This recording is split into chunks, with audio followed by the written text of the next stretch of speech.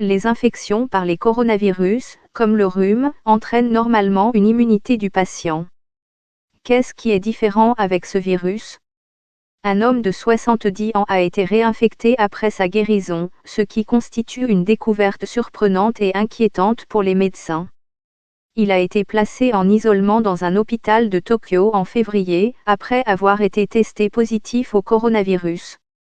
Selon la chaîne d'information japonaise NHK, il s'est rétabli et a repris une vie normale, en prenant même les transports publics. L'homme est retourné à l'hôpital et, à sa grande surprise, et à celle des médecins, il y a appris qu'il avait de nouveau été testé positif au Covid-19. Bien qu'il ne soit pas le seul cas de ce genre au Japon, la réinfection apparente ou la résurgence du coronavirus chez des patients ne se produit que dans une minorité, mais un nombre important, de cas. Mais pourquoi ?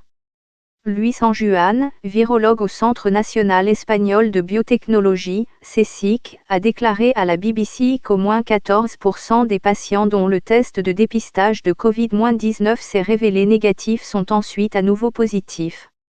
Mon explication, parmi beaucoup d'autres possibles, est qu'en général ce coronavirus immunise la population, mais la réponse immunitaire n'est pas très forte chez certains individus, dit Anjuan.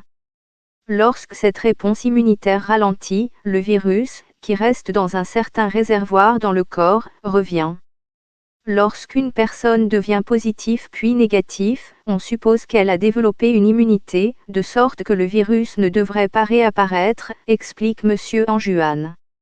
Mais certains agents infectieux pourraient encore exister dans les tissus du corps qui ne sont pas exposés aux défenses de l'organisme, comme d'autres organes.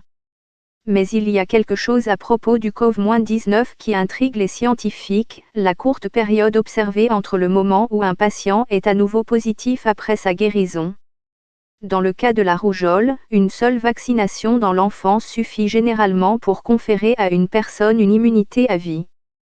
Toutefois, certaines autorités sanitaires ont recommandé que les personnes d'un certain âge puissent recevoir une injection répétée avec un vaccin plus moderne que le vaccin original, ce qui est plus sûr.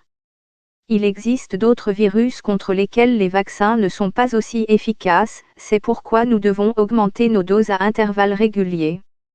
Et il existe d'autres vaccins, par exemple contre la grippe, ou la grippe saisonnière, qui doivent être administrés chaque année, car les virus mutent.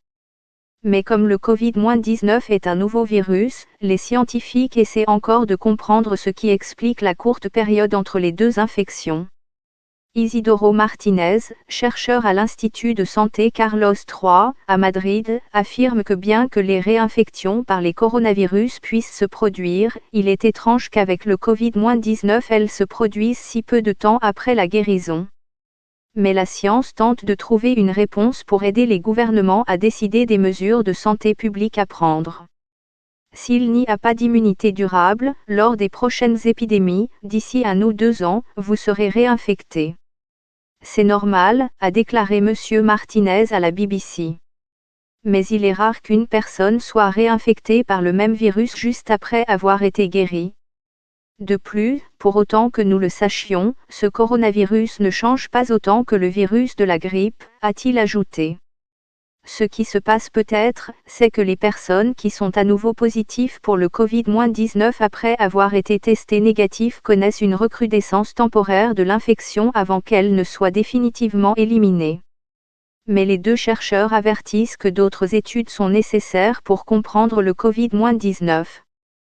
L'Organisation panaméricaine de la santé, Organisation panaméricaine de la santé, a déclaré à la BBC que ce Covid-19 est un nouveau virus sur lequel nous en apprenons chaque jour davantage, de sorte qu'il n'est pas possible d'expliquer avec certitude les cas de réinfection.